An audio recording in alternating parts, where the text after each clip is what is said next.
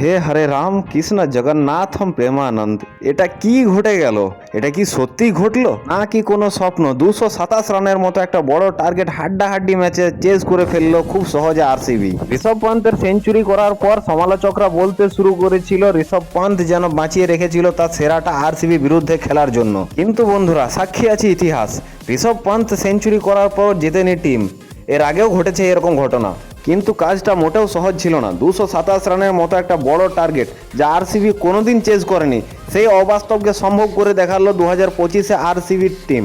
তাই এখন আরসিবি ফ্যান্সদের মধ্যে জন্মেছে উচ্ছ্বাস আর আবেগ। 227 রানের মতো বড় টার্গেট চেজ করতে দেখার পর তাদের স্বপ্নটা আরও যেন মজবুত হয়ে উঠেছে। তবে বন্ধুরা, তোমাদের জানিয়ে রাখি, এর আগেও আরসিবি কোয়ালিফাই করেছে প্লে অফসের টপ 2-এ 2011 সালে আর 2016 সালে। 2 বছরই ফাইনালে পৌঁছানোর পর আরসিবি হেরে গেছে।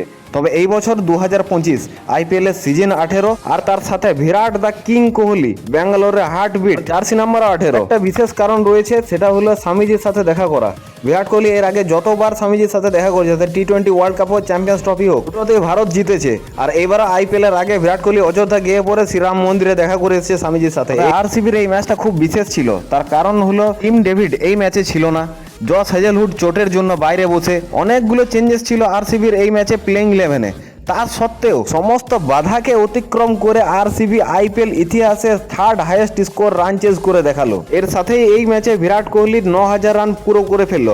আইপিএল এর মধ্যে এই ঘটনা দ্বিতীয়বার ঘটবে না, কারণ একটা টিমের হয়ে 9000 রান করা এটা চারটিখানি ব্যাপার না। সেটাই করে দেখালো ক্রিকেটের কিং বিরাট কোহলি। এবার বিরাটের টিম মাঠে নামবে পাঞ্জাবের বিরুদ্ধে, ঠিক অন্যদিকে খেলবে গুজরাট আর মুম্বাই। দুটো টিমই খতরনাক। একদিকে থাকবে শুভমন গিল, যে ইয়ং ট্যালেন্টেড প্লেয়ার, অন্যদিকে হিটম্যান রোহিত শর্মা। তবে সব থেকে বড় চমক যেটা হতে চলেছে সেটা পাঞ্জাব এবং আরসিবির বিরুদ্ধে, কারণ খেলাটা শুধু পাঞ্জাব আর আরসিবির হবে না, এটা বলিউডেও দেখা যাবে। একদিকে থাকবে অনুষ্কা শর্মা তো অন্যদিকে প্রীতি জিন্টা, একদিকে বিরাট কোহলি তো অন্যদিকে শ্রেয়াস আইয়ার, একদিকে প্রম সিমরন সিং তো অন্যদিকে জিতেশ শর্মা।